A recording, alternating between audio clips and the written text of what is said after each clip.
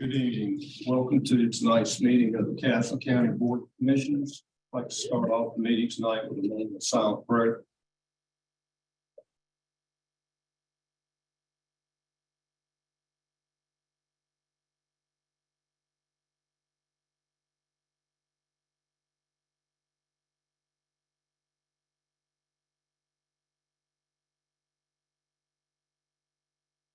And let's move on to the Pledge of Allegiance.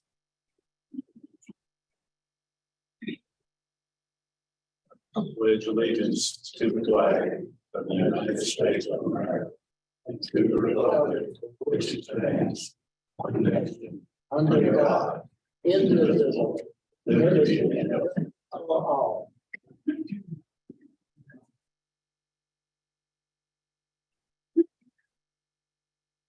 Next up on the agenda is public comments.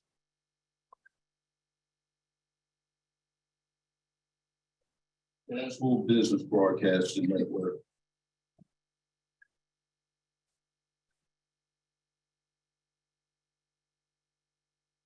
Good evening, ladies and gentlemen, Castle County Commissioners. Tony Smith, our new county manager, congratulations. Russell Johnson, our new county attorney. My name is Ed Heitz. I'm the owner of Castle Business Broadcasting Network, LLC. We are a multimedia network, expanding multimedia ways.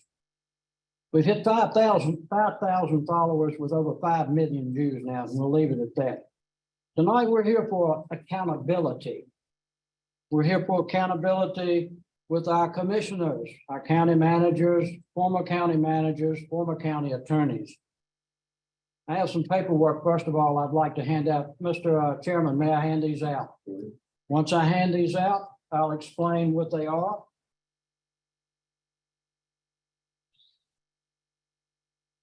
Mr. Jeffries? Sir, thank you. Thank you, sir. Thank you, Ms. Glenn, you've been served. Commissioner Pinto, you've been served. Mr. Dickerson, you've been served. Rick McVeigh, you've been served. Please let him look again. Oh, looky here. Excuse me, Tim Yarborough, you've been served. Frank Rose, you've been served.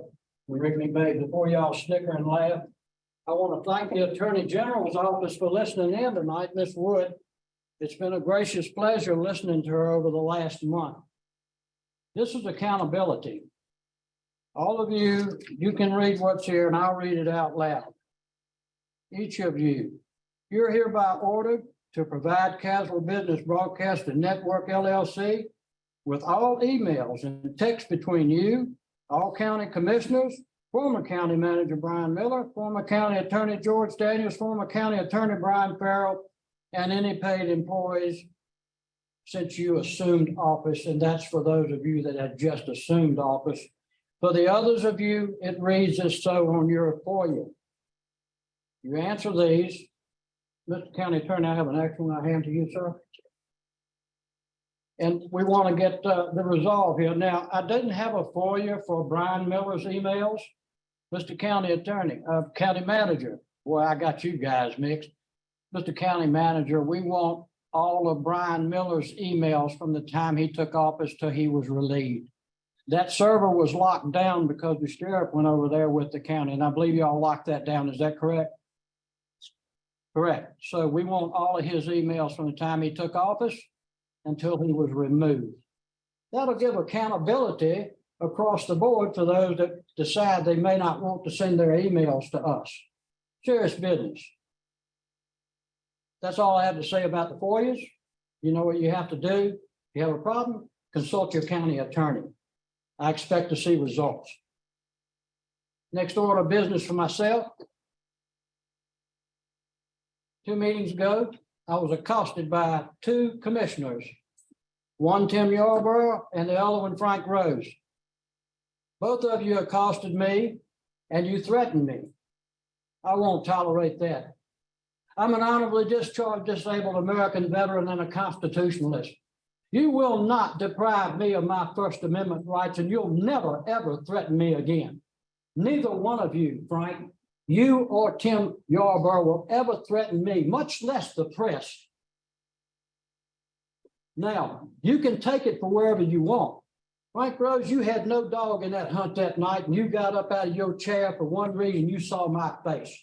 Tim Yarborough, if you had something to say to me, why didn't you nicely come in here grinning and, hey, I want to talk to you real nicely, and you stand over here? And I said, sure. And you go out in the hallway, and that's where you accost me at because you didn't want anybody to see it. Both of you are guilty, period. Now, you can take it, Mr. Chairman, Mr. County Manager, and all of you can take it any way you want, but the facts are the facts. I'm not the only one that's been accosted by Frank Rose. There was another gentleman named David Wren. I believe you told him you had a badge. We know about that too, so if you want to lie about that, you can too. But Frank Rose, I've had enough of you and your storytelling in this county. Am I still out the floor? You continue on. I don't want to be interrupted again. Frank, you accosted me. I already been told I could go down and get a warrant for your arrest for your threats. Be careful of how you answer that and look at me. I don't like what you did to me, and I don't like what you did either, Tim Yarborough. You don't own me or my paper or my news media. So I'm going to let you decide what you want to do. The next commissioner that wants to threaten anyone in the public, you better think twice, because now we have 3 federal attorneys looking at my First Amendment rights. Thank you all for your time this evening. I suggest you get together and decide what you're going to do about bullying citizens.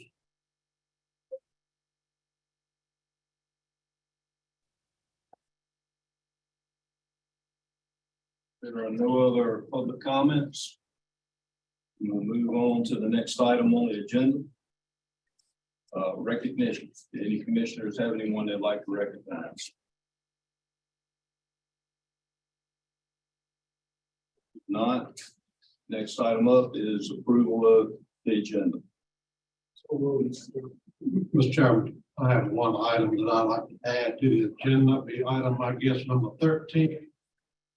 Interim County Manager Oversight. And when we get to it, I'll explain what all of that means.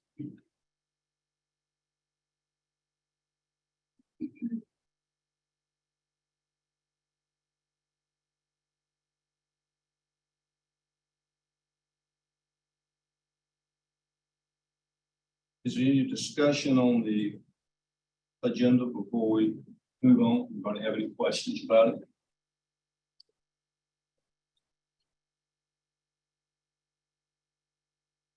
We have a second to Mr. Jeffrey's motion. No. Got a motion and a second. All those in favor signify by saying aye. Aye. All those opposed likewise. Agenda's approved. Up next, approval of the consent agenda, which consists of the August 7th regular meeting minutes and the 2024 budget and number 1. Questions on either one of those items? Do I have a motion to approve?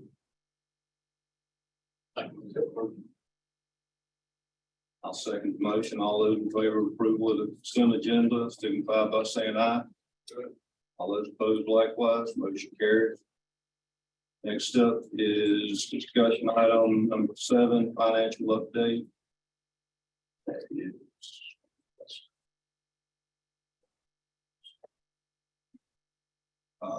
Sharon Edmondson.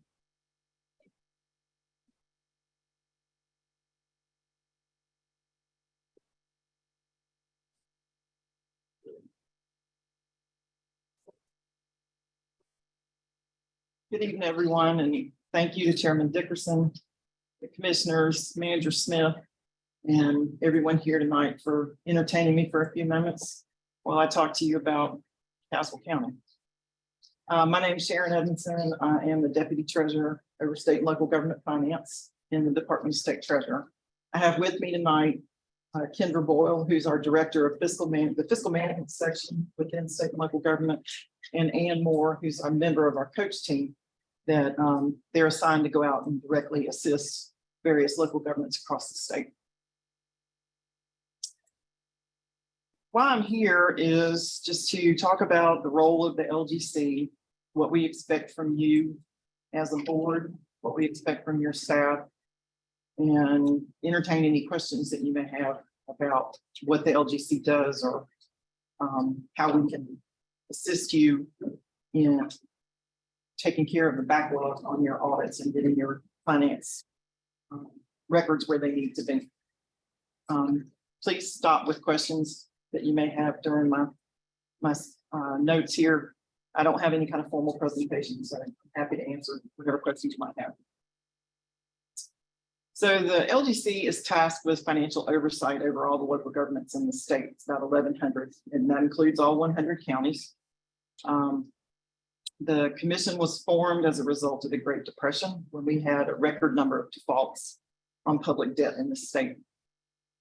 And the General Assembly decided that that would be a good thing, is to put this oversight body over local government finance. And originally, the commission just dealt with debt. That as things evolved and progressed, then we became a little more involved in having oversight over fiscal health of each unit of local government. We do still have to approve almost any kind of debt that you enter into, and I'll talk more about that in a little bit. But the primary way that we review your fiscal health is to review your annual audit. And of course, we haven't had one from Capital County since 2020. So it's difficult for us to determine what kind of financial state the county is in. Not only does the fiscal management staff review the audits, determine where you are on the spectrum of fiscal health, but that information also informs the debt management staff, and they're the ones that you work with when you want to issue debt and go before the commission for approval. Because the county is 2 years behind, you're not in a position right now to get any debt approval, because you have to be current on your audits, except in very rare circumstances. And so whatever capital needs the county has, you either will have to cash flow them or put off whatever projects those are until we can get the financial records back where they need to be in the audits completed. All of this is in the Local Government Budget and Fiscal Control Act, GS 159. If you have not taken the time to review it recently, I would encourage you to. We've made some changes to the statutes, which I will go into shortly. The LGC staff is responsible through the commission of enforcing that act, and our primary way of enforcing the act, the ultimate way of enforcing it, is to assume control of the unit of government's finances. It's not something that we like to do, and it's something we rarely choose to do. But we can, and there are two ways that can happen. One is if a unit of government is either in default or getting ready to default on debt, or two, if after sufficient notice and warning, a unit of government fails to bring itself into compliance with the requirements of GS 159. So we can't just walk in and say, hey, we're here to assume control of your finances. That's a common misconception. It has to be one of those two reasons why we do that. And certainly it's not something that commission, like I said, doesn't take lightly at all. But you can see why it's important that you keep your financial records current and report to us on a regular basis. Because when those things don't happen, then the commission starts asking questions. You're in this situation where you can't issue any debt, and it just puts a tremendous strain on your staff to try to catch up. Once you are kind of down in that hole, it's very hard to dig out. It can be done. I've seen units of government do it, unfortunately, and increasingly here lately, it seems like it can be done, but it takes an awful lot of work and an awful lot of resources to do that. So within 159, there are certain tasks that the finance officer is by law required to be responsible for. I'm going to list out these. This is not an exhaustive list. There are plenty of other things finance officers are responsible for. But the law requires that the finance officer keep the accounts in accordance with generally accepted accounting principles, that they disperse funds in accordance with the statutes, budgets, external restrictions, and that all of those disbursements are pre-audited. The finance officer is required to prepare a report of financial condition to the board anytime it's asked for. And I would strongly encourage you to set a schedule for that for your finance officer if you haven't done that already. The finance officer is required to invest all idle funds, receive and deposit or supervise the deposit of all funds that come into the county, maintain all debt records, and any other functions that might be assigned by the board. This can include things like payroll, HR, risk management, budget, and other functions of the government. So you can see from that list, that's a very diverse list of things that your finance officer is required to do. That's why it is so important that you hire well-trained, experienced people for these high-level roles. I can't stress enough how important it is to have strong resources in finance. You've seen what happens when you don't have that. And I know that the current staff is working as hard as they can to get caught up, and they've made good progress. And I do believe the current staff is learning, and they will get there with what they need to know. But I also, and I'll defer to Jonna and Amy about this, but from my discussions with them, it seems like you don't have enough resources dedicated to finance. And that's one of the reasons that you've had to hire an outside firm to come in and help, because you don't have enough people. County finance is complicated. It takes a certain number of people just to manage the day-to-day work. And then when you get behind, you know, the day-to-day work doesn't stop. That all has to be done, plus the back work. So it just requires a tremendous amount of support and effort. I know hiring right now is difficult. I've got 8 vacancies in my own division that I can't seem to find anybody willing to take. But it is important that you keep looking and keep trying. I also want to say briefly about something I've heard counties say, and municipalities too, it's not just counties, but say, well, nobody in X county or X town should make that much money, referring to the salary that's often required to be paid to get a good county manager or a good finance officer. And I remind people that you're not competing against other people in this county. You've only got one county finance officer. You're competing against the finance officers in your neighboring counties. In your circumstances, you're competing against finance officers in Virginia. That's the talent pool that you draw from.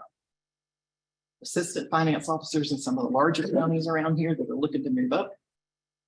That's the group of people you want to target when you go out to hire.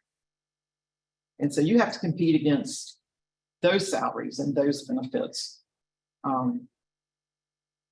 I live in Wake County. I know what surrounding counties don't really like us too much for that reason either.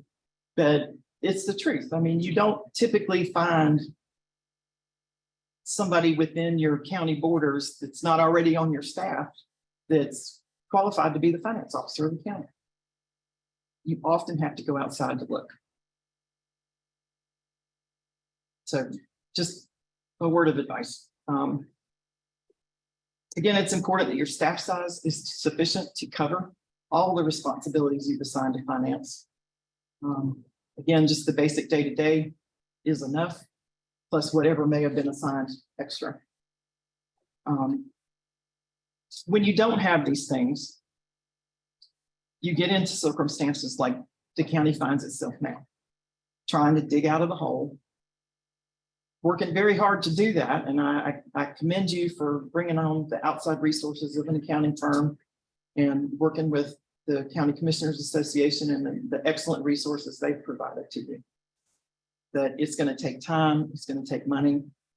And in hindsight, all of that could have been funneled into building your staff. Hindsight's 2020 on that, but just keep that in mind as you're moving forward, looking at your staffing, looking at the number of positions, looking at your organizational structure.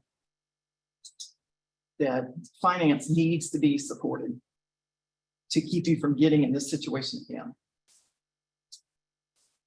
Obviously, I can't guarantee that it won't happen, but having a strong bench in finance will reduce the possibility of you being so shorthanded in the future.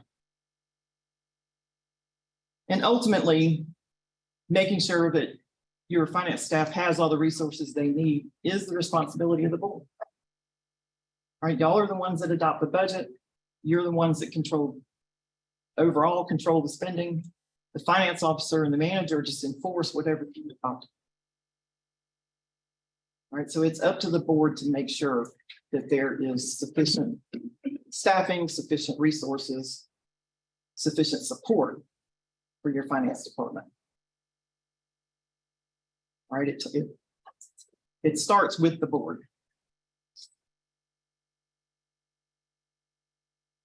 Right now, I'm going to move into a quick overview of the findings that were in your 2020 audit. And you might ask why I'm going to do that. It's because you are almost assured of seeing the same findings in your 2021 audit when it's finished, and also in the 2022 at this point, depending on how much work got done during 2022. But from the 2020 audit, the balance sheet accounts were not reconciled timely, and that was a repeat finding from 2019. So what you'll end up with, unfortunately, is 4 years of findings about your balance sheet accounts not reconciling. You had deficit fund balance in 3 funds, not because the county intended to have deficit balances in those accounts, but the records weren't current, so you didn't know you had deficits in those accounts until it was too late to do anything about it for the 21 fiscal year. And I'm assuming that'll be the same situation for 22. John is not ahead for me, sir. You had notes receivable that were missing from the financial statements because those were not being recorded properly. And as it turned out, the borrowers were actually behind in their payments to the county on those loans. Again, would have been good information for the board to have had back in 2021 when you could have enforced collections. I don't know what the status of those loans are now. Overall lack of skills, knowledge, and experience in the finance office. Kind of beat that to death at this point, but the auditor will make that finding if they feel like there's not sufficient experience on the finance staff.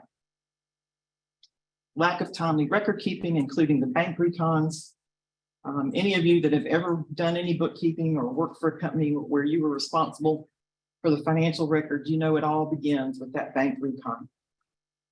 If you haven't reconciled your bank accounts, you really can't do anything else, because you don't know that you've got all of your cash in, cash out transactions recorded until you've reconciled the bank statement.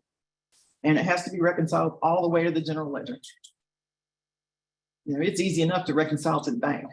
Pretty much anybody can do that, but you got to make sure it reconciles all the way through your records so that when you pull up your accounting records, the cash number at June 30, 2021 is reconciled to the cash number on the bank statement for June 30, 2021. And that all of those transactions have been properly recorded. Your capital asset records needed attention. You had transfers that had been made that weren't budgeted. And again, you'll see these same findings in the 21 and 22 audit, and maybe even some of them in the 23. That's unfortunately going to limit your ability to come to the commission and borrow money even after you get the audits caught up, because the auditor and the treasurer and the other members of the LGC will see these findings and they'll want to know why it took 3 years to correct. And they won't be comfortable in approving debt until there is some evidence that they have been corrected. Ma'am, can I interrupt you for 1 second? Sure. I'm getting a growing list of questions here, and I don't want to hit you with a bunch of them all at one time, but you just spoke about how long it's taken, 3 years. What should have transpired? How should that have been handled? Well, in a perfect world, the 21 records would have been ready in the fall of 21 for an audit. So all of the 21 fiscal year records would have been, all the bank recons would have been done. All of the adjusting entries would have been posted to the general ledger. The capital asset records would have been current at that point, and the auditor could have come in, done the audit, turned it in on time. And that should happen every year. And John and Amy, correct me if I'm wrong, my understanding is that that did not happen in 21. It didn't happen in 22.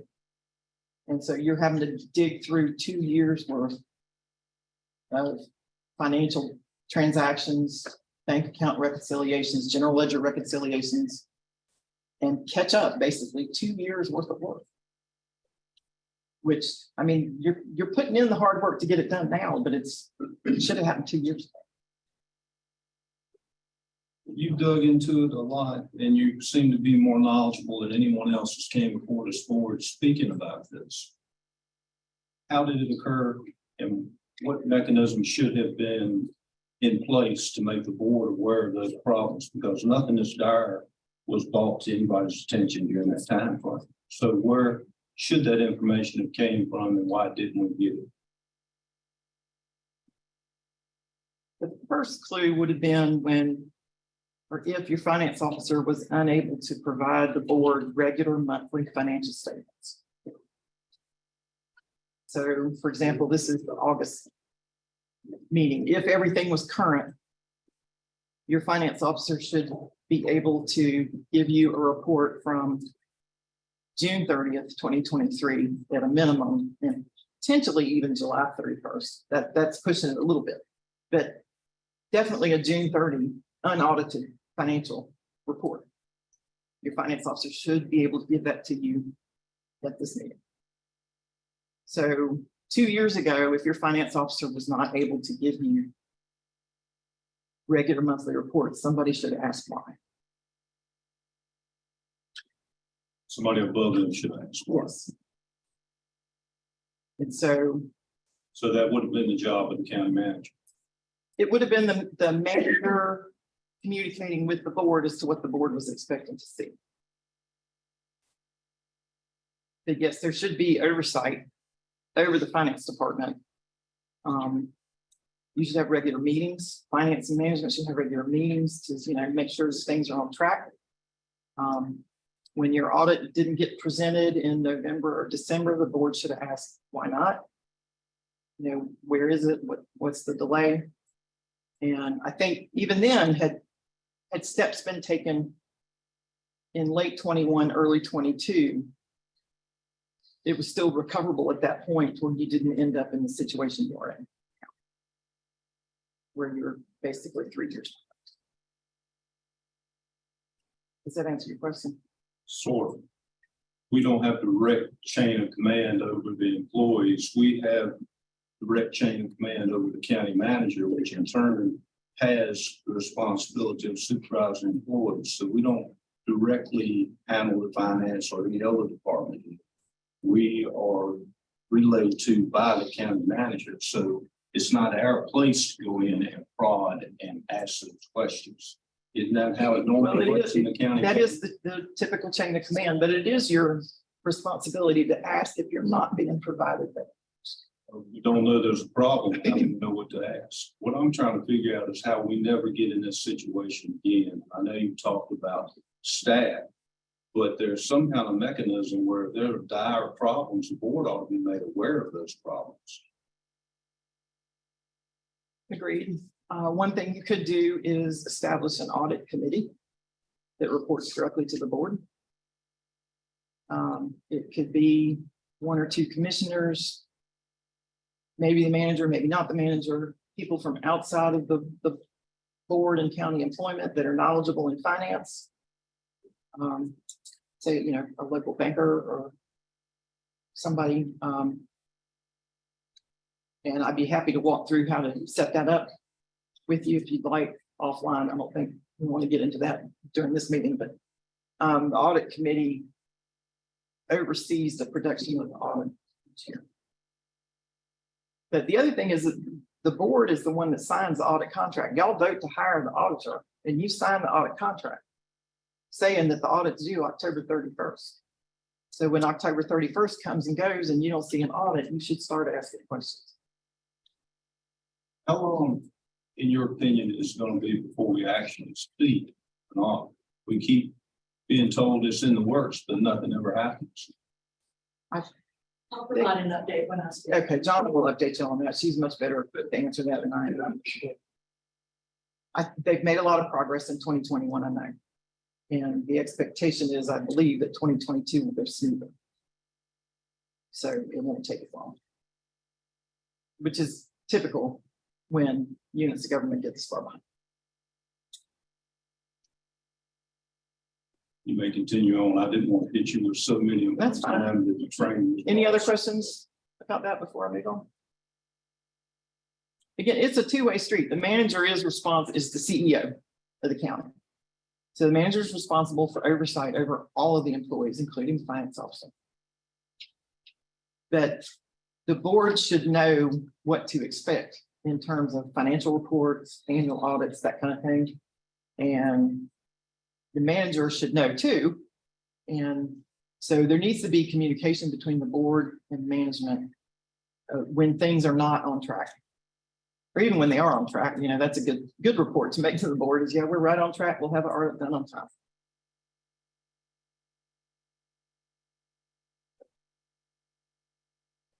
You mentioned that we should have an audit committee, and I didn't get who all it should comprise that.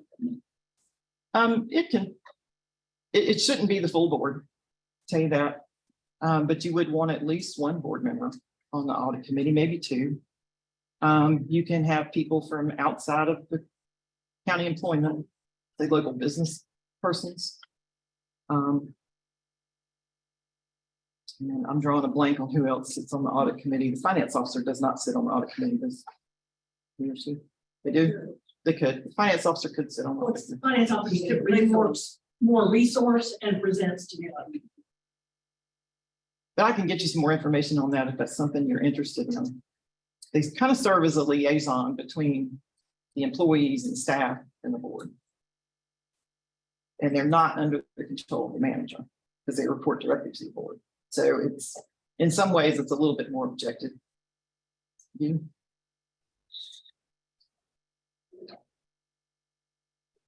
Anything else? Yeah, I want to say something. I remember this and the county manager talked about this. I want to say this to the new finance director. They came in and cut a lot of this. I know. We hired a county CPA, paid $85,000 to help correct this. And I want to commend you guys for doing it. I just want to say this, say you didn't, because you guys came in and caught this, and I talked to the county manager and you know. Thank you, Andy. Yeah, I'm not directing any of this at your current finance staff. And if y'all think I am, I'm sorry. Because I'm not. I mean, this kind of built over years. And I think when the former finance officer left, things just kind of fell apart, is my understanding. And y'all got stuff coming to clean up. And I'm not surprised you had to pay $80,000+ to an accounting firm to come in here. I mean, if you think about it, that's what you would pay a good accountant to be on staff. And that money would have stayed in the county instead of going to a firm in Raleigh.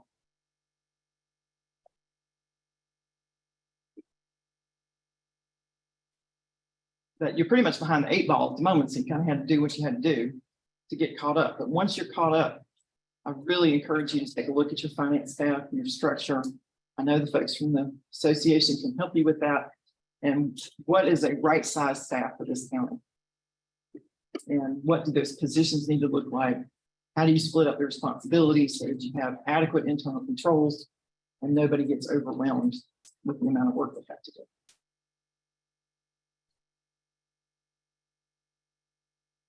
So are you suggesting that we have a certified accountant on staff?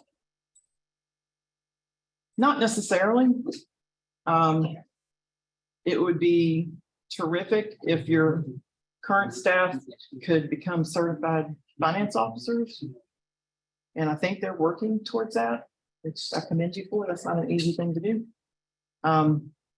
it's not entirely necessary that you have a CPA on staff. Because really in counties this size, even with a full qualified finance staff, it's not that unusual for smaller counties to hire somebody on contract to come in and write your financial statements. I mean, that's a once a year thing. It doesn't cost $80,000 if your records are in shape and where they should be, which your staff should be able to do. But we're a couple of years away from that right now, so we got to get everything caught up first.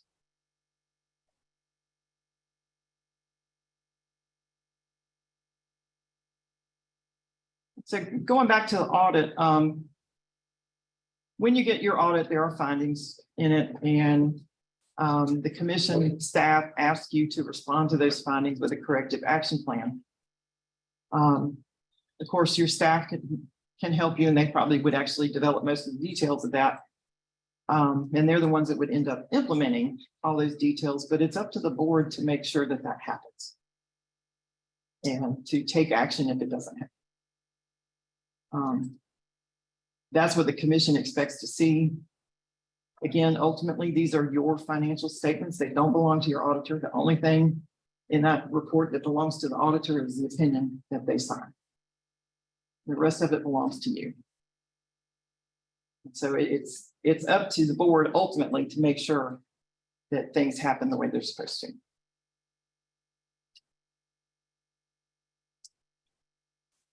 Next, I'm going to talk about the unit assistance list. I'm sure you've heard about our unit assistance list, and some people call it a blacklist, some people call it worse than that. But it really is a list designed to help us keep track of the units that we feel are struggling for one reason or another. And that includes anybody who is significantly late on the audit. So Caswell County is on the list because you're 2 years behind on your audits. And you will stay on the list until you get caught up. Now, once you get caught up, we'll evaluate your financial condition at that time and make a determination if you would stay on the list for financial. Right now, you're on it because we are missing those 2 audits. And again, it is not going to be possible for you to get 23 done on time, even as hard as your staff is working on it. It just, you can't get three audits done between now and January. It's just not possible. So, so again, the county will be on the unit assistance list for a while. There are some consequences of that. Legislation that was adopted last year changed the borrowing limitations for units that are on the unit assistance list, for which you can borrow without coming to the commission for approval. So for all units that are on the assistance list, anything that you borrow over $50,000 for automobiles and any loans that are over 3 years in term have to come before the commission. Those limits are much higher for units that are not on the unit assistance list. So if you decide you want to buy some new cars for your deputies, it's over $50,000 or over 3 years, it's going to have to come before the commission. Now, they won't automatically say no just because your audits are behind. That was one of the compromises we made when we put these new rules in place, but they will be interested to know what you're doing to catch up. There's a new law that just passed a couple of weeks ago regarding the withholding of sales tax if audits are behind. I want to stress that there's a lot of misconceptions out there about that law. It does not require the commission to have your sales tax withheld. It says the commission may withhold it. And right now we're going to consider those on a case-by-case basis. I don't think we'll be doing anything with that until April of next year. But again, I expect y'all will probably still be behind at that point. Not the way you are now, but I think you'll still be behind. So there is that possibility. But again, it's the commission may do it, not they shall do it. So there is the possibility of appeal if the commission decides they're going to go that route, or there's a possibility that staff just won't recommend that at all. But I just wanted you to be aware of that and make sure you understood it's not automatic. There's another requirement for any unit that's on the unit assistance list for 6 hours of training for the manager. I don't know if the previous manager underwent that training or not. He did, okay. So kudos to him for taking care of that. Your new manager, I would expect to do the same. We do have a 2-hour on-demand training on our website. And the School of Government is kicking off in October a 4-hour training that would complete that 6-hour requirement. Those courses are going to be held around the state, so hopefully there'll be one in this part of the state. But those kick off in October, so you should have already gotten an email about that. And keep your eyes open for that. Tony, I'd be happy to resend that because I think it was sent to Brian. So did you. And then we often get asked, how do you get removed from the unit assistance list? And the first step, of course, is going to be to bring those audits current. The second step is to be actively addressing any findings that remain. By the time we get to the 23 or the 24, whichever one is the one that gets done on time, probably 24 at this point, is to make sure you've addressed those findings. Make sure your bank reconciliations are being done monthly. Make sure your general ledger accounts have been reconciled regularly. That your adjusting entries all get posted. All the things that your auditor noted that hadn't been done, you need to make sure those are getting done. We don't expect units to be perfect, but as I said, bank reconciliations not being done is that's just the basis for all of your other bookkeeping. So if that's not happening, then the rest of it isn't really happening either. Not in the way it should be.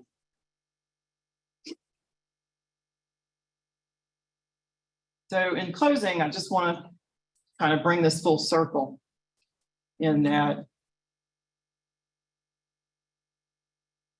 it really is up to the board in the end to make sure these things are addressed. Obviously, you're not the ones actually doing the work, but you're the ones responsible for bringing on experienced people in your key positions that can make sure that the work is getting done. And make sure you've got adequate budget for your finance staff and your customer service staff, the ones that are accepting payments from customers. Make sure those folks are adequately trained. Make sure that there are adequate internal control structures in place so that you don't have one person managing the transaction from beginning to end, which exposes you to fraud, the potential for fraud.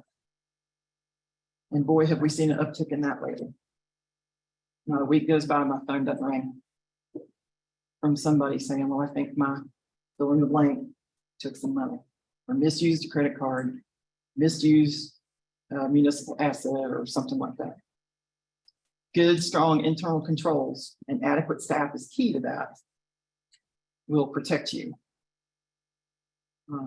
It'll also help you catch mistakes. In fact, that's probably the better use of internal controls than catching fraud, is if somebody makes a mistake in an accounting entry, the person overseeing that should pick it up. And so it gets corrected right then and there. And not 9-10 months down the road. But ultimately, the buck stops with the board for making sure that that happens. I thank you for your time. I'm happy to answer any further questions anybody has.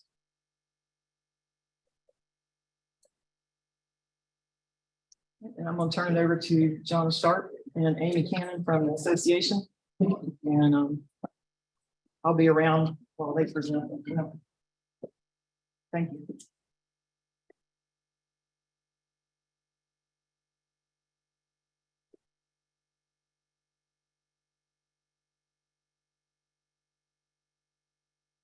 Go ahead and go to the next slide, Ashley. It's nice to be before y'all again. I think it was back in the early spring when I was in front of you and had just begun my work. So I'm going to tell you a little bit about what I've been doing the past few months and kind of the status where I see things and give you some observations. But before I start, I want to introduce my colleague, Amy Cannon. Amy is a member of the NCACC's outreach team. We work in tandem together, and we want to give you a little bit of an overview of what the NCACC is capable of doing. That Amy's job is really outreaching, serving the board, working directly with the county manager. So just a few minutes on that, and then I'll dive into give you kind of an update on the status of where I see things in your finance office. Good evening, Mr. Chairman and Commissioners. Thank you for the opportunity this evening. And I really want to spend just a few minutes, and I'll be very brief, about why the NCACC is here. These are the services that the NCACC is now providing. As you may know, in the past, the North Carolina Association of County Commissioners has really put their emphasis on providing in-person support to the elected board members. The NCACC and Kevin Leonard saw a need to provide in-person assistance to county managers, assistant county managers, and finance directors. And so a new team was created, and it's called Strategic Member Services. As you know, Ms. Edmondson has just spoke about turnover, and it's difficult to find experienced professional local government staff, whether it's a county manager or a finance director or assistants. And so as a member of the outreach team, some of the things that we do is we work with county managers, new county managers in transitions, to be a resource, to be someone that they can pick up the phone and call and ask a question. We also assist Board of Commissioners with strategic planning, board retreats, and we also assist in the recruitment process if a Board of Commissioners so desires that type of assistance.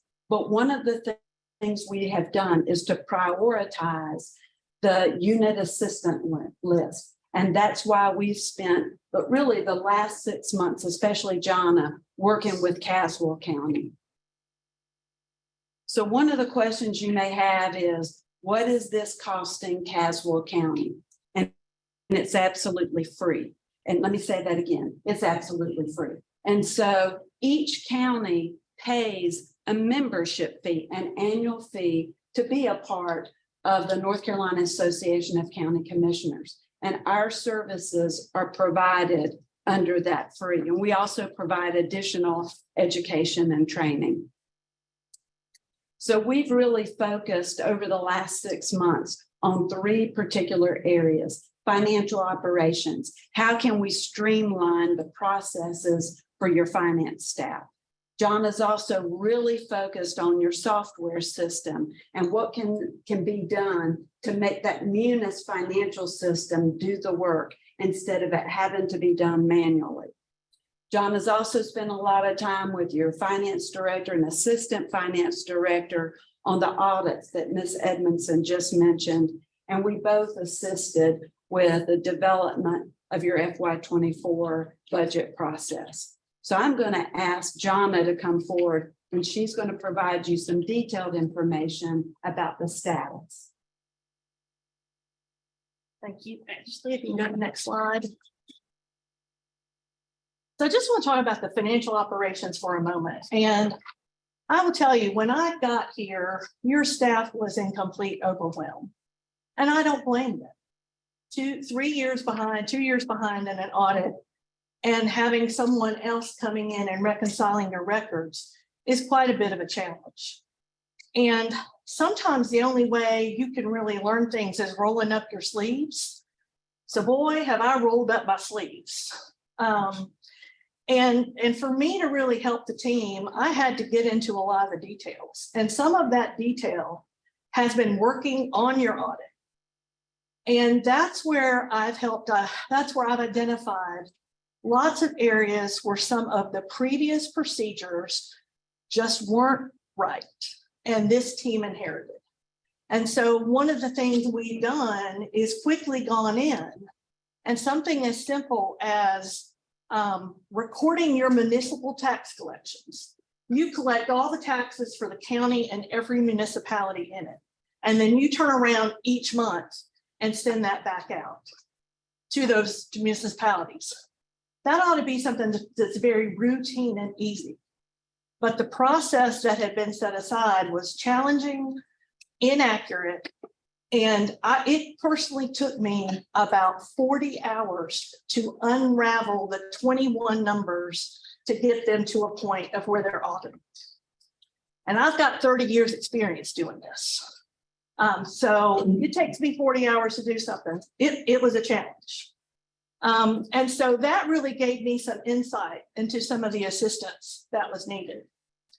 And so looking at a lot of process improvement, I'll start here on the bottom chart, really looking at the things that the staff is doing, that they're doing it the hard way.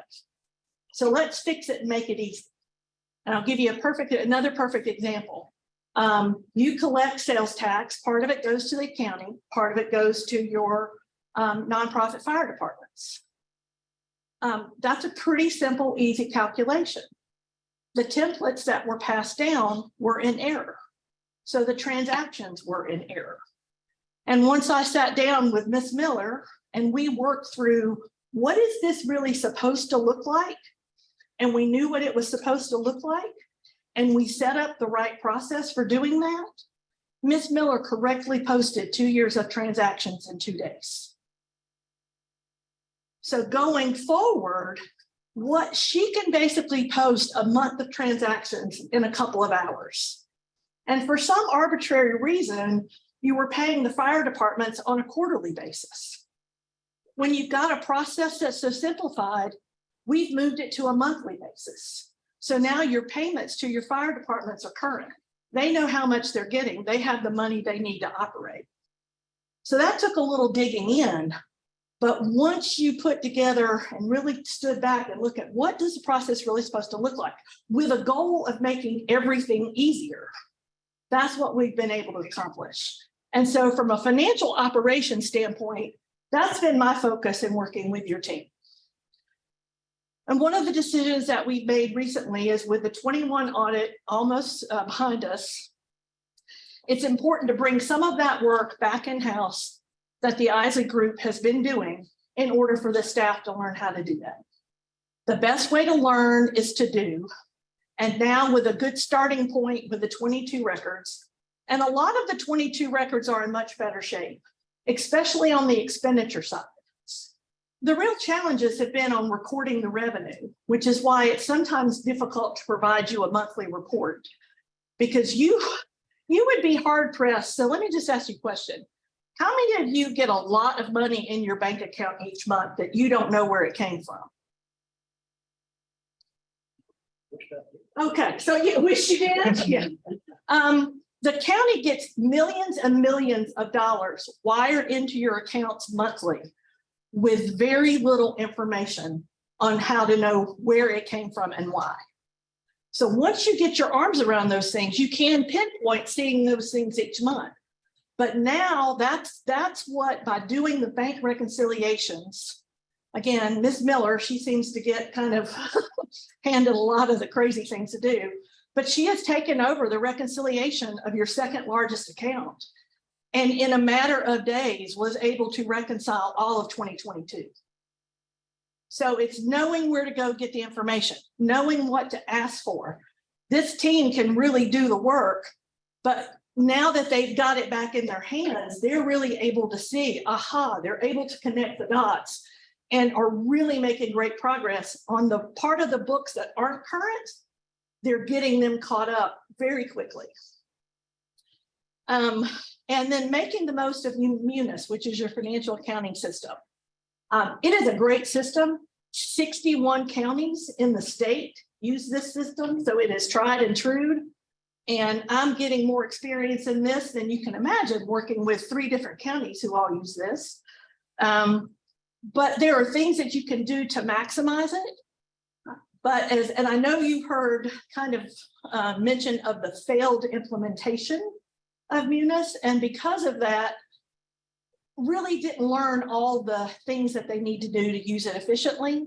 So we brought in some Munis help to help with the year-end close. That went extremely well, learned a tremendous amount. And so my recommendation is that you continue to contract and look at bringing Munis in to continue to help let the system do the heavy lifting and not the staff. So just a couple more. I think I've touched on some of these accomplishments. But closing a year successfully is not an easy feat. There's a lot of work to do in order to make sure you can get the next budget you're opening. Miss Amick drove that train, and so she was able to get that done. And then I mentioned catching up on several of the bank accounts, because that's the really big issue. If the bank accounts are reconciled, you're going to have all of your cash recorded in the right revenue accounts, recorded in the right expenditure accounts. And then you can get, as Ms. Edmondson mentioned, the monthly reporting, budget to actual. That is so key. The budget is one of the most important things you as a board do each year, and you should expect regular reporting on that status. But if the accounting records aren't there to do that, that is difficult to do, to produce a report that's accurate and reliable. And I would rather not give you something than give you something that I know is wrong. Next slide. So Chair Dickerson, I'll get back to your question on the audits. So the 21 audit, what we're waiting on right now is the draft of the financial statements, which the target for the Isley Group to have those done is the end of this month, because the auditors at this point, Thompson Price, want to come in and have everything ready to go so this can be as efficient a process for them as possible. So they want a draft of financial statements. They have been provided with a detailed trial balance. The staff has loaded over 95% of the 160 items that they request to have in advance of the audit. So there is a tremendous amount of work done. And in speaking with Alan Thompson today, they expect to have someone here next week. I need to give him a report on where things are on the financial statements, but they will be in to come in and get ready and to finalize that audit work.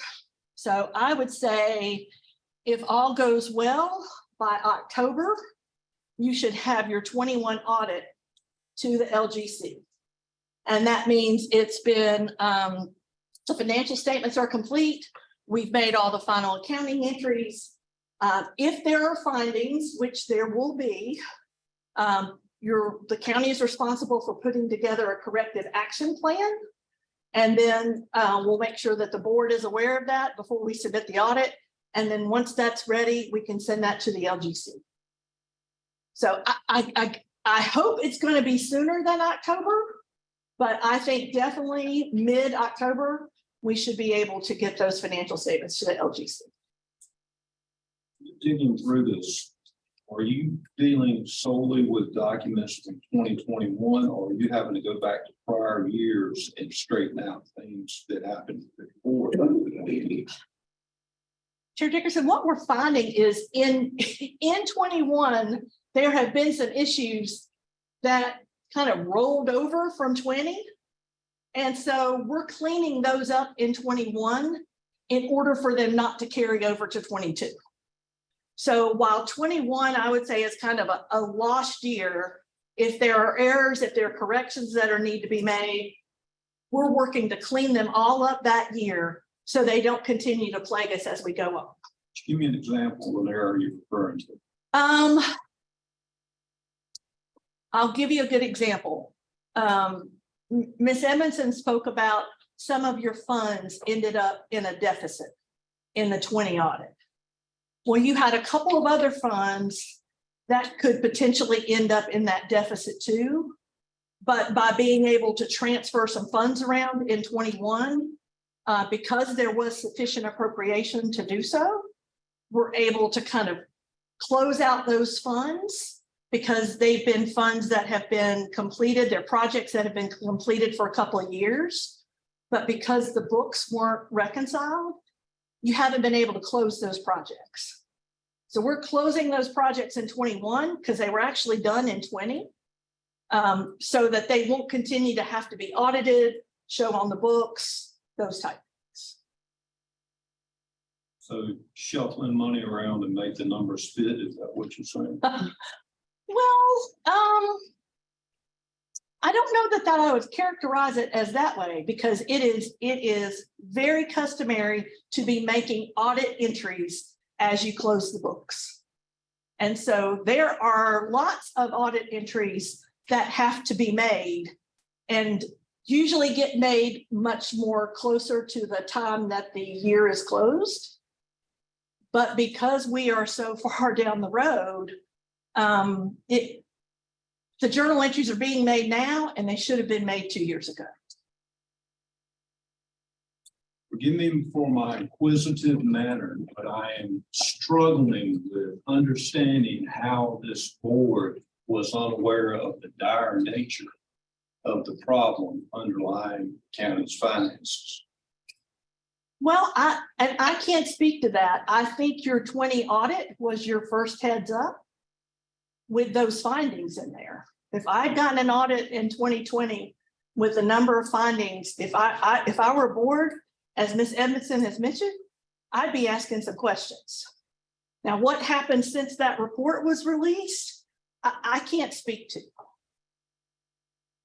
We definitely need to have a long conversation about the committee that your other counterpart was talking about. There needs to be something put in place where this never happens again. Well, and I think as Ms. Edmondson also mentioned, trying to keep the day-to-day going while you have such a backlog is somewhat overwhelming. So if we'll go to the next slide, but here's where I think we're going. The condition of the records in 2022 are significantly better. And the time to make the corrections is significantly less. And some of what we've been doing while the Isley Group was working on getting some of the records reconciled, we've been getting 23 right. We've been getting 22 right. We have been, and I really consider myself part of the extension of your staff right now, have been working on cleaning up as much as we can. And it's not as much as it once was. So I'm really hoping that the target for having the books ready to audit for both years should hopefully be no later than the end of December. Now, and when I say ready to be audited, it's all the reconciliations are done, the books are completely balanced. We have provided we have all the information that the auditors request ready to go, and then they can proceed to get these audits done. And based on some of the process improvements that we're making, I think especially the 24 work is being kept current now. So it's really just fixing those 22 and 23 years, and they are going much more smoothly. And I forgot to mention this when we were talking about financial operations. Right now, you do have one staff vacancy.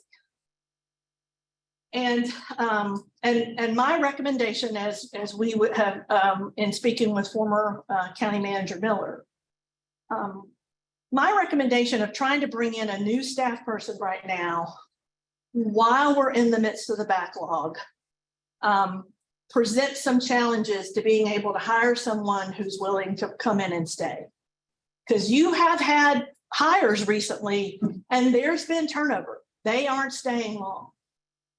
So to be able to continue to use the Isley Group while we're stabilizing the financial operations is, I think, a good use of resources, because training new staff takes time, takes energy, and quite frankly, that if your staff is spending time and energy to train new staff right now, they're not spending time and energy to get these audits done. So you may have a different recommendation, but based on my 30 years of experience, bringing new employees into an environment that is behind and stressed is not a recipe for success. And, but I think if you, and this is just a snapshot, next slide, Ashley. But we've got a plan, and anybody who works with me for any point in time knows that my motto is you got to have a plan. And so we have sat down and looked at all that needs to be accomplished for 22 and 23. It's been assigned between Ms. Miller, Ms. Hammock, Isley Group, and myself to really have clear responsibility, clearly responsible who is doing what. Because a lot of times you get this gunshot approach is Isley Group will send, here's a question. Well, who knows how to answer it? So now we know if a question comes through on the fire tax districts, that's Melissa to handle. If it comes through on some of the capital projects funds, that's for Ms. Hammock to handle. So we're really dividing and conquering to knock out some of this work. And as we get some pieces done, we're all there to help each other. But the Isley Group knows what their focus is. They are making good progress on their items. And we will just continue to stay focused on this plan and work the plan to make sure we can get the records current for 22 and 23. And the last thing I want to touch base on is your budget process. And quite frankly, the audit progress slowed a bit when we had to stop in May and June to get your fiscal year 24 audit done. I mean, budget done. And that's quite an undertaking. And in my opinion, it started a little later than it should have. And I have done 28 local government budgets in my career. Actually, they're my favorite thing to do. I'm a self-professed budget geek. And these would be my recommendations for you to have a much better budget process. And when I say that, I say better for you, most importantly, but better for your staff who is putting it together. Start sooner. Part of the thing is you need to have an idea before you start your budget process of where the prior fiscal year ended. And I believe by December of this year, we will have a good picture of 2023. So you actually, I mean, how you build a budget is starting first on what your experience has been. Not having that is really a challenge for the board, not understanding where you are. I would encourage the board in early January, this is very customary, to go ahead and adopt your budget calendar. Know when your work sessions are going to be, know when the recommended budget is going to be, know when your public hearing is going to be, know when your adoption is going to occur, and that be well published. And then you've got the targets you know you're working toward. Again, you got to have a plan. So let's get that plan put in place, and then you've got something to work toward. More engagement. I believe if you do 1 and 2, there will be more opportunity for you as a board to be engaged and more opportunity for the community to really see what's going on. And the last thing is, I would also strongly recommend that you develop more of a budget document that tells the story of what your almost $40 million budget will accomplish for your community. A budget document, when put together, the audience is your public. And I think there are lots of opportunities to tell that story. And that will take a lot of planning and starting early. A budget document doesn't happen overnight. It takes a lot of work. But I think those 4 things could make significant improvement to your budget process and your level of comfort for a budget that at the end of the day is your responsibility to adopt and is one of the most important actions you take. Go ahead. So you want to come up and close, Amy? Sit down. First of all, I want to thank you for giving us the opportunity to work with your staff and to provide you this evening with an update.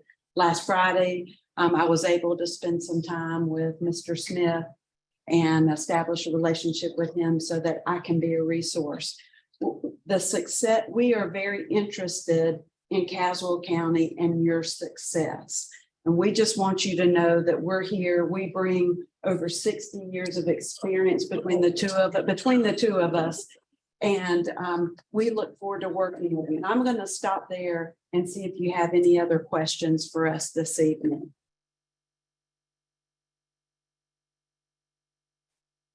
And then our contact information is on the last slide in the presentation, and please don't hesitate to reach out to either of us if we can be assistance. Mr. Chairman. Ms. Cannon, Yes, sir. this is not budget related, not audit related, but it is something that has been brought to my attention the last few days. As everyone knows, we will be in the process of hiring a new county manager in the near future. And rumor is that NCACC would help in doing some consultant work in that realm. Could you enlighten the board on that? Sure, I'd be happy to.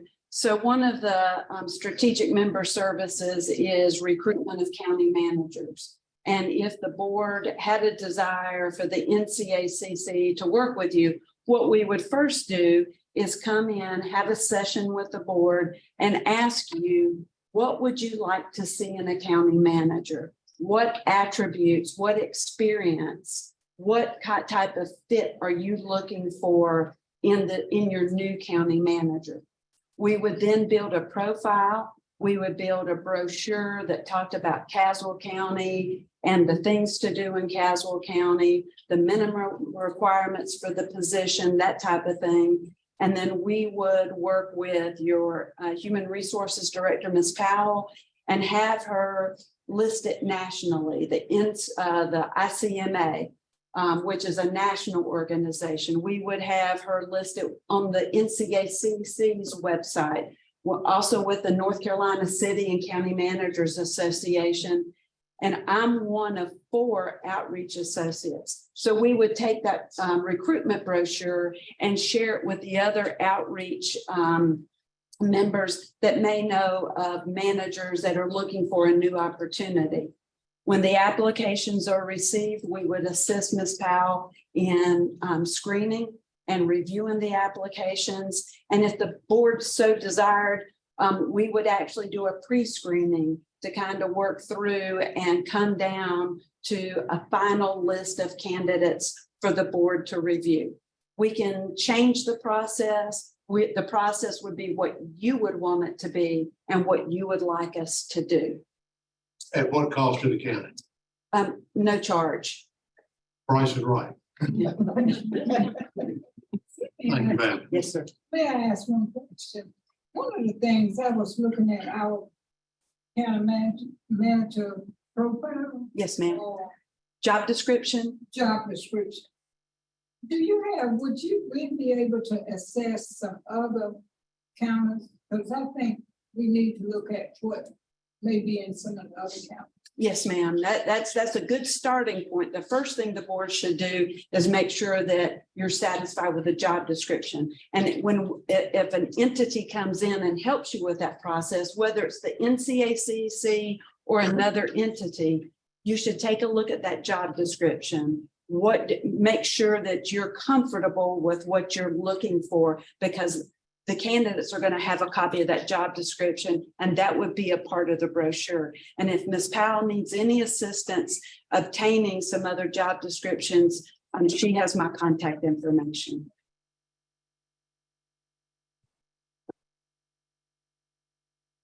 Thank you again for having us this evening. Thank you.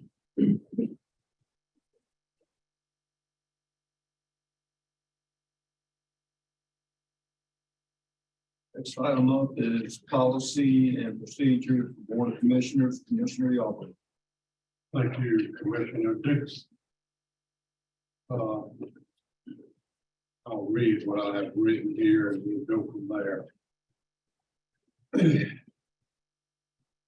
The Encyclopedia Britannica defines transparency in politics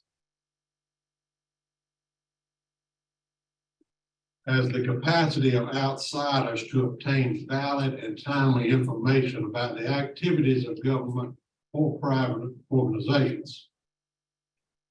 During this board's previous two meetings, I would argue that we have not done a very good job of being transparent with our fellow board members and definitely not with the citizens of Castle County. Motions have been brought before this board that were not on the published agenda or were added at the last moment. Our actions on these matters have had far-reaching implications on us as individuals and the county as a whole. I personally have supported some of these motions and have opposed others. Either way, this type of activity has led many Castle County citizens to question our actions. For this reason, Mr. Chairman, I propose the following motion. Castle County Commissioners cannot consider any motion that pertains to the county budget or finances, nor can it consider a motion concerning any specific county employees unless all commissioners have received at least 5 days written notice of such motion. And that is the formal motion. I will second the motion.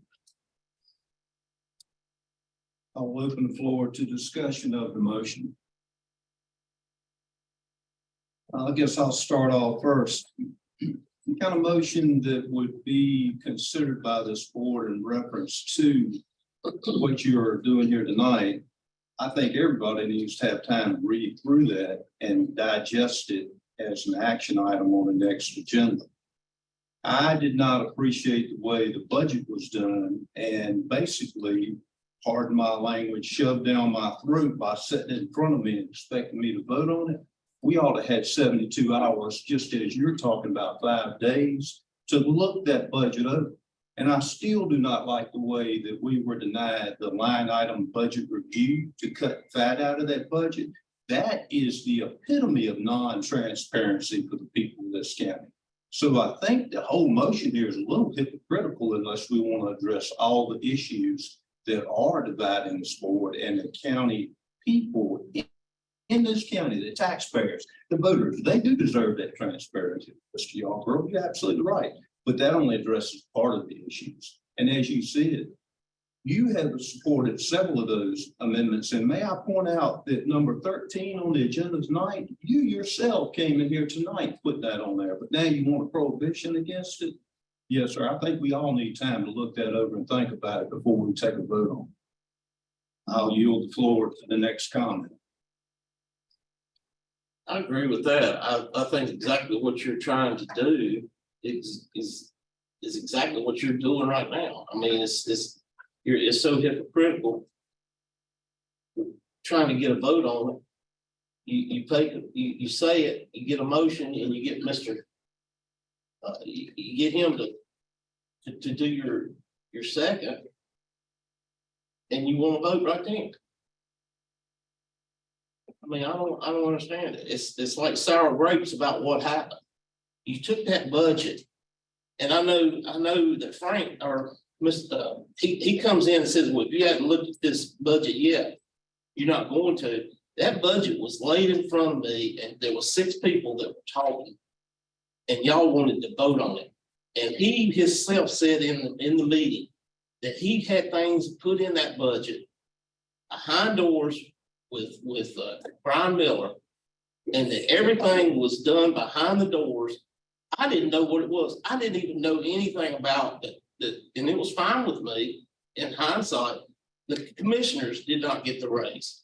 There was all kinds of things in there I never even saw. I didn't know what was in that budget. But y'all wanted to vote it on right then. That was shoved down our throat. All this is sour grapes, because you know what? We did exactly what y'all were doing. We took it from your playbook, and you don't like it. Mr. Chairman. Yes, sir. Ms. Hope, I never had anything added to budget. I made recommendations just like every other board member. Made recommendations, to take things out of the budget that we felt like that was pork in the budget. It felt like it needed to come out. Yes, I talked to the county manager just like every board member talks to the county manager. If you want to have an open dialogue. When it got down to budget time, the budget was voted on. And I was at every budget session. But you're sitting here saying that I've met with the county manager and had stuff put in the budget is totally 100% inaccurate and wrong. And you're back. Okay, you just said you admitted up to it again. You talked with him personally and had things put in.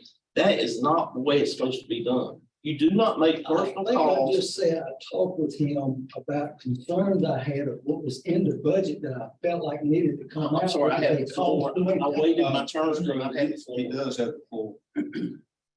You do not call him personally and have things taken in, put in, all that. That is not the way it's done. You just admitted up to what I've been saying again.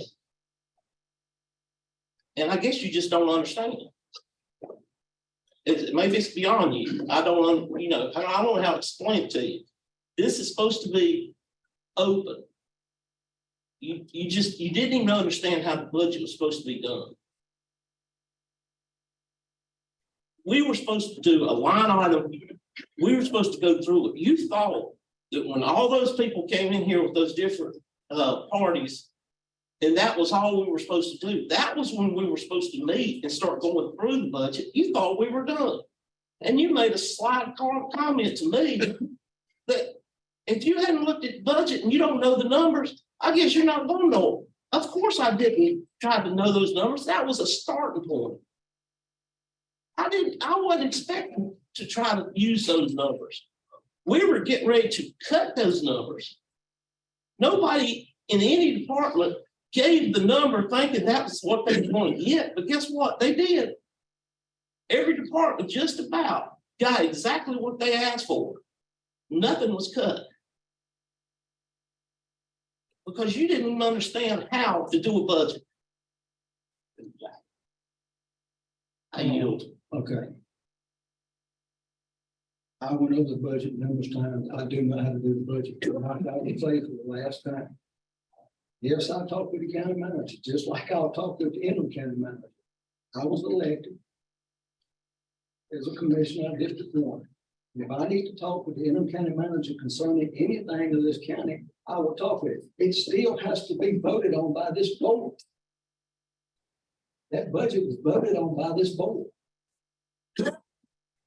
And if I felt like that there was something in that budget that needed to come out, that it was in excess of spending, I made my recommendation, but it was also voted on by this board. I yield back, Mr. Chairman.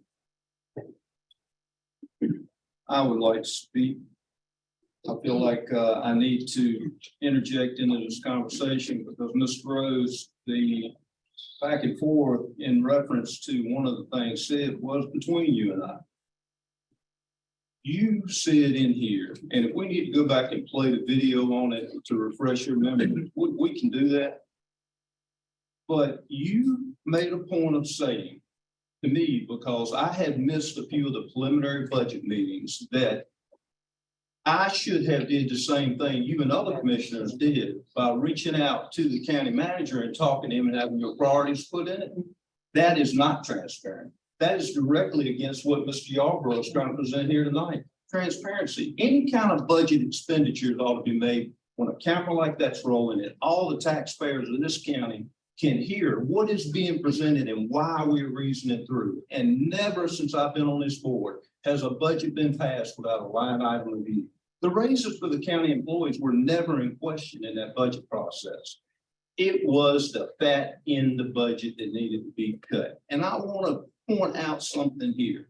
One more on you, Mr. Rose. You promised when you were running for election that you would embrace a line item budget review. And you reneged on that. and voted against doing a line item budget review. Do y'all want to start down this road of ethics? We can go down this road, but I'm gonna get off that topic and hit another one, and you'll have your chance to speak here in a minute. Right now, I've got the floor.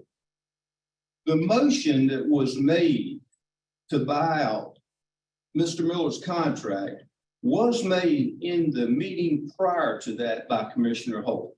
It received no seconds. It was not on camera when it was done. And I received communication from several commissioners with confusion over that issue. And in fact, the motion was not videoed, really stood out in my mind as we need transparency. So in response, I added that as an action item to the agenda of the next meeting. Now, as to your point earlier, Mr. Yarborough, you're trying to say that adding an item to the agenda in a motion like that is unethical? Sir, the procedure is that you go through and each commissioner has a chance to voice their approval or disapproval of the agenda. Did you or did you not vote for that agenda with that meeting? It was a unanimous vote. Everybody in here voted to approve the agenda. So nothing nefarious, nothing underhand, no ethical problems there. After those concerns, if you had those concerns, Mr. Yarborough, Mr. Rose, anyone else, you should have expressed them at the proper time, and we could have had a vote on whether or not that item would have been maintained in the agenda. Nothing was said. It was a unanimous approval by each one of these board members, so we went on. The whole board unanimously approved that agenda. And even though in that same meeting, Mr. McVeigh, he added an item on there as an action item for the Farmer Lake Board, but nobody's in here complaining about that. Wow, it's a double standard here by far. This ain't, I'm gonna just break all kinds of protocol. This is nothing but y'all are mad because y'all lost the vote, and you're in here trying to make an issue out of it. This board considered the action item. Each commissioner had a chance to be heard and express themselves on the issues. Both items were passed by this board. And as far as the county manager's contract or anything to do with that, my understanding is the former county manager has consulted attorneys about his contract. And since there may be pending litigation, I'm not going to go into any deeper than what I have tonight. In accordance with the county policy on any pending litigation or potential pending litigation, I have no further comments on the contract, but the way it was brought up, gentlemen, was completely above board and in the interest of the taxpayers and voters in this county, and they got total transparency. I have nothing to apologize for. It was all above board. I yield the floor.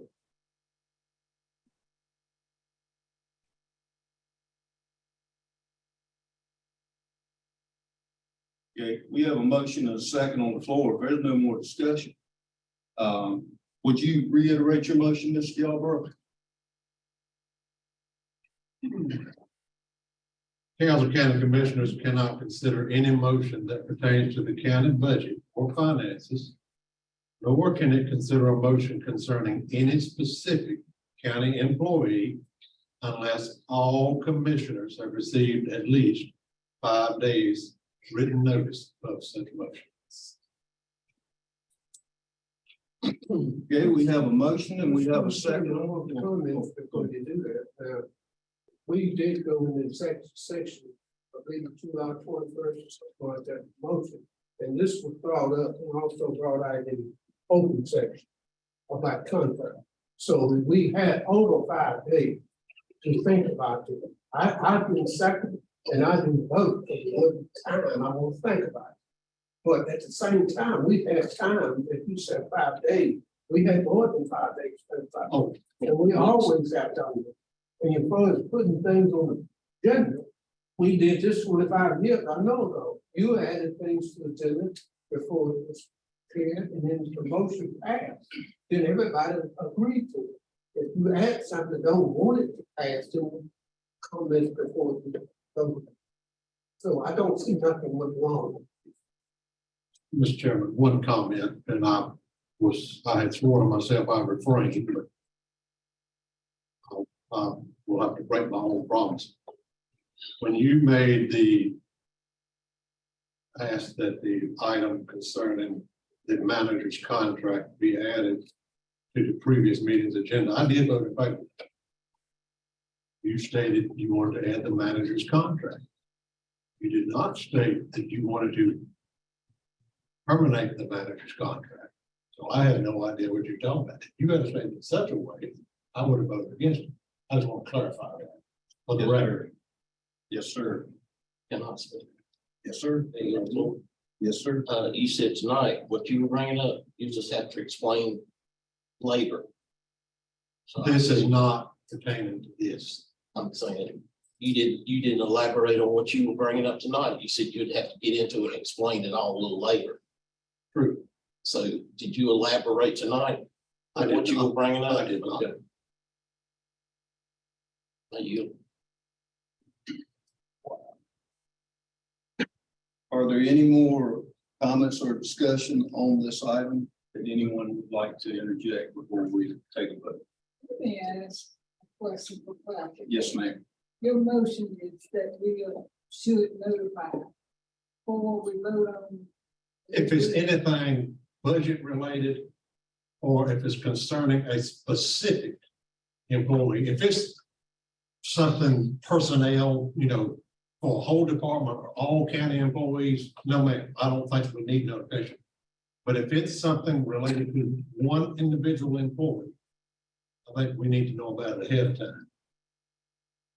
Well, Jeremiah just said that at the other meeting, I think it was, came up with it, said something about it then, and that was carryover. I'm confused. Mr. Chairman, the motion was made at the second meeting in July to buy out Mr. Miller's contract. It didn't receive a second and was not voted. Now, how that can be considered if folded into the next meeting, I don't know. Evidently, that's what we're dealing with. Once a motion is made, it doesn't receive a second, that motion is dead. Is in my mind. I always thought that's where Robert Rules of Order worked. Maybe I'm wrong.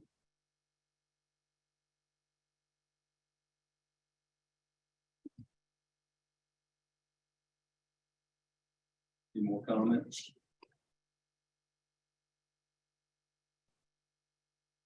With no comments, we have a motion and a second on the floor, and we will vote and see which order we'll go in. I'll start with Commissioner Holt. No. Commissioner Yarborough. Yes. Commissioner Rhodes. Yes. Commissioner Dickerson is no. Commissioner McVeigh. Yes. Commissioner Jeffries. Well, Commissioner Gwynn. Motion is denied, does not pass. Moving on, number 9, action item, child fatality prevention. Team appointment, interim county manager Tony Smith. Commissioners, in fact, you'll find a request from the Castle County Child Fatality Prevention Team. We had 2 members to that team in emergency medical services. Those recommended are Barry Lynch and Jason Watson. Says and or, but I recommend. So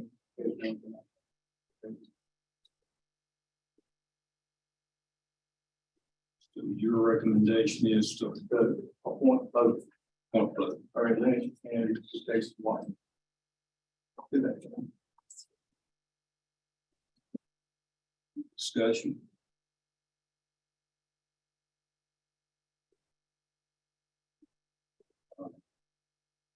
What's the pleasure of the board?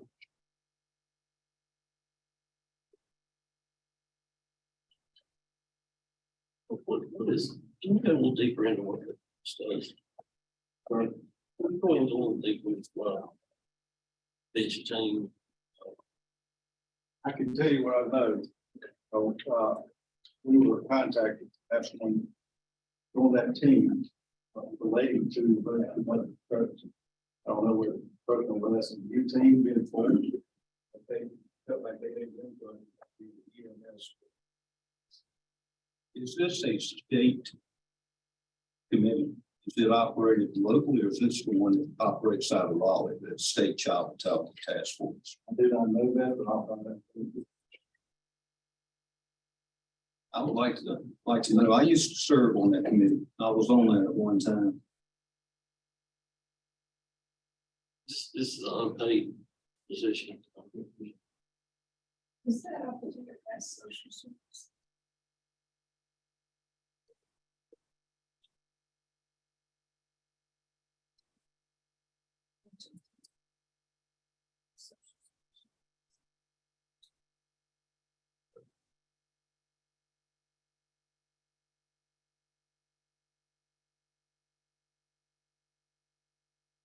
Is that a motion that they need a direct answer on tonight? We would like to have, an answer so we can notify the board so they can notify the team members. So that it's recommended that we make a decision tonight.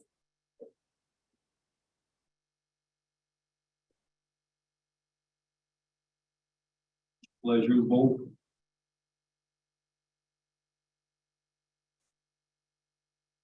I'll make a motion.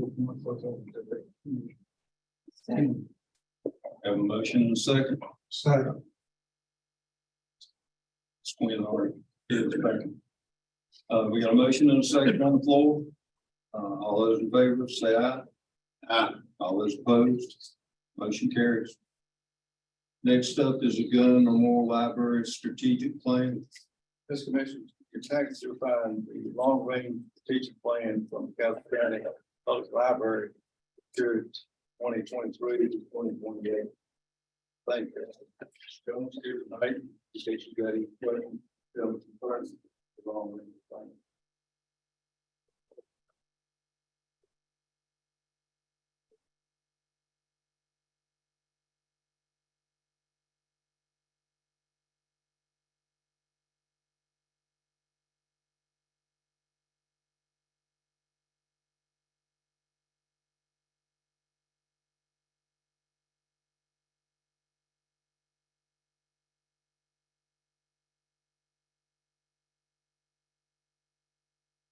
And is this the pertaining to the sheet that needed my signature tonight for increases in the spending for the library? That's okay. That's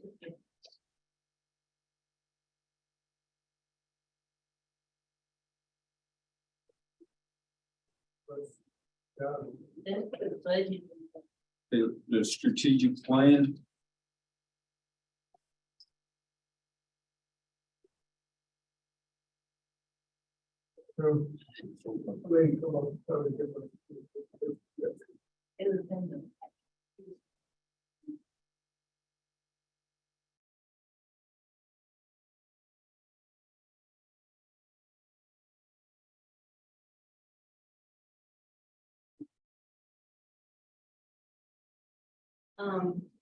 Commissioners, the plan that Rhonda had put in, it expired this year, so I had to go in and do another 5-year strategic plan. The one that she had wrote was based off of the renovations for the library.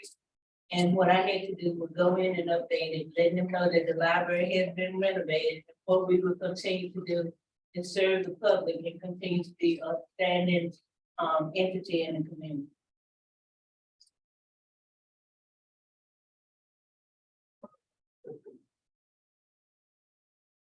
And I have to submit it to the state, but I have to get the board of commissioners approval before it can be submitted.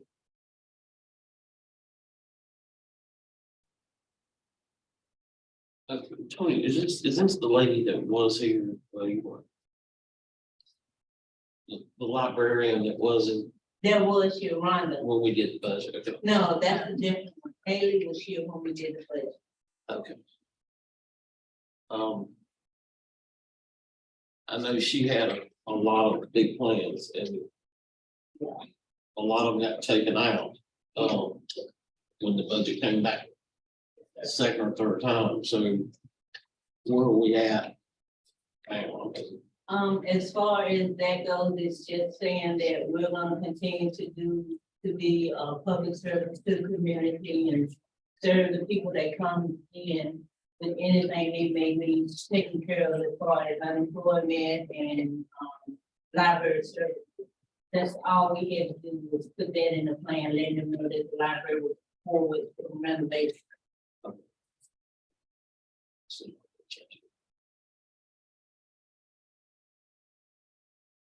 It is a pleasure of the board.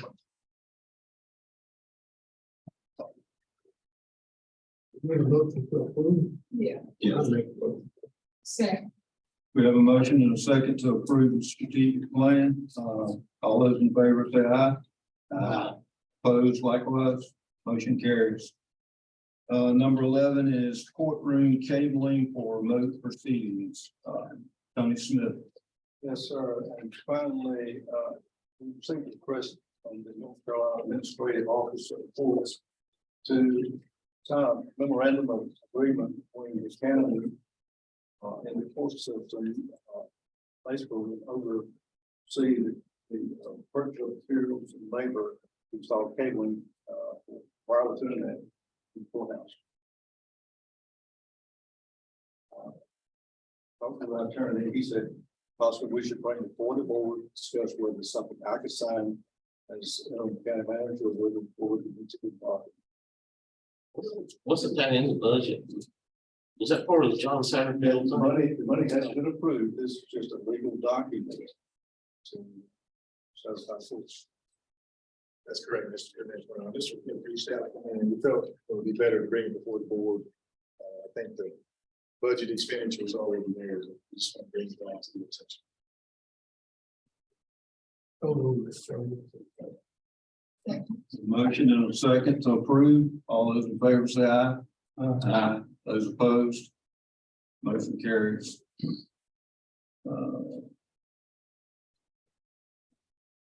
PETRC ARPA Supportive Services Transportation Grant, Melissa Williamson. Yes, Tazewell County Area Transportation System applied for a ARPA Supportive Services Transportation Grant through PTRC.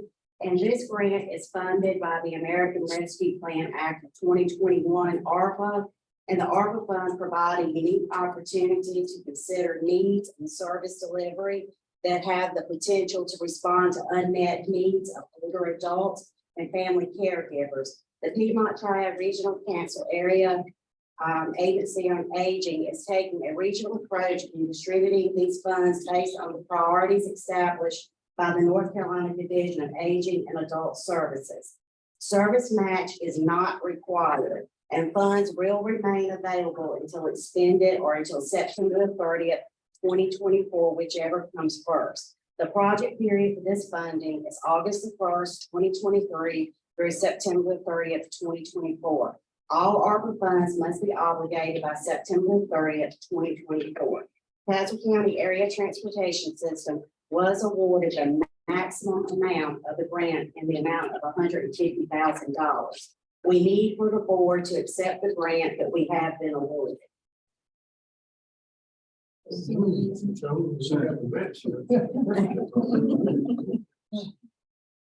Got a motion to approve. We have a second. I guess I seconded you. I said, so we do it. Okay, all right. Well, we got that taken care of. Is any discussion on it before we move on with the vote? If not, all those in favor of approval signify by saying aye. Aye. All those opposed, motion carries. Next up, we have number 13. Intermittent County Manager Oversight. The updates.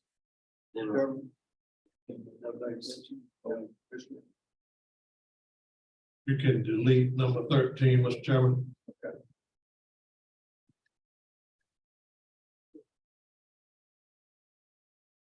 Okay, in that case, next up is County Manager updates. Okay.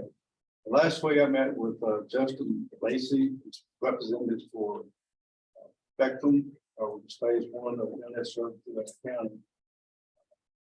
He said he's got approximately 3,600 households connected at 4,000 to 5% complete. Within the next 2 months, he will be 100% complete that phase. We reached out to Datel for an update, which we did not receive from the phone call. We were told that within 2 months they would be digging.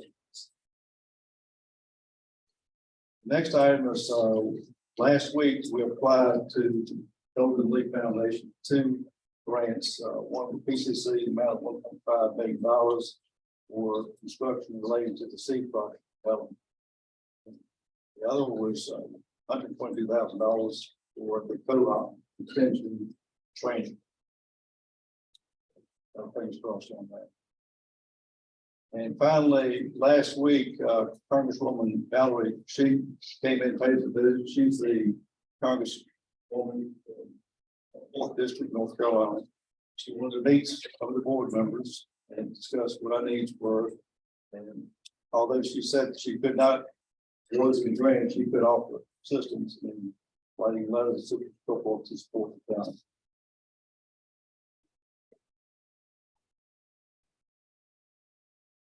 Thanks, sir. Commissioner comments. Any commissioners have any comments that you're to make about tonight's meeting? Mr. Chairman. Yes, sir. Mr. Smith. I guess tomorrow will make 2 weeks for you as a job. Have you been around and met with all your department heads? I've met with most of them this Great. Normal department head meeting is when? first Wednesday of the month, first Wednesday of the month. All right, that's all I have.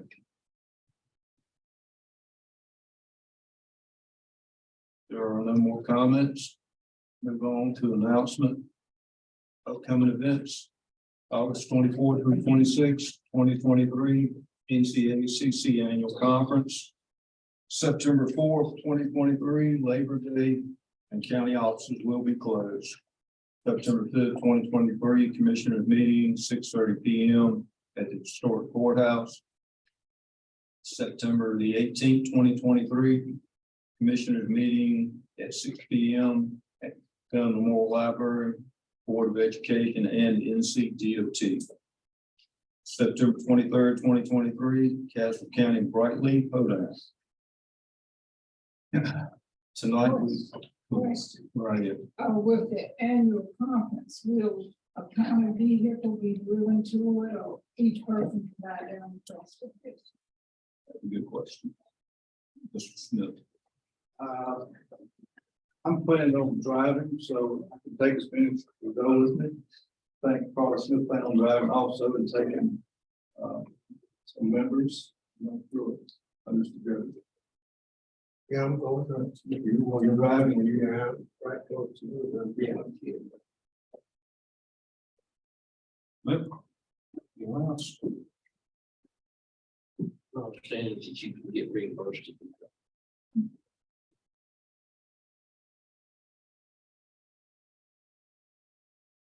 Well, there's a closed session item listed on the agenda tonight. To consult with an attorney employed or retained by a public body in order to preserve the attorney-client privilege of the attorney in the public body, which privilege is hereby General Statute 143-318 11A Revision 3.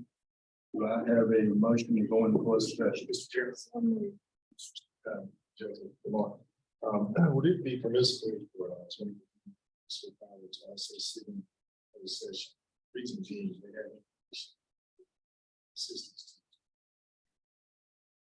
From the conversation, they need to be there. Do I have a motion to go into closed session? Motion. Second, all those in favor say aye.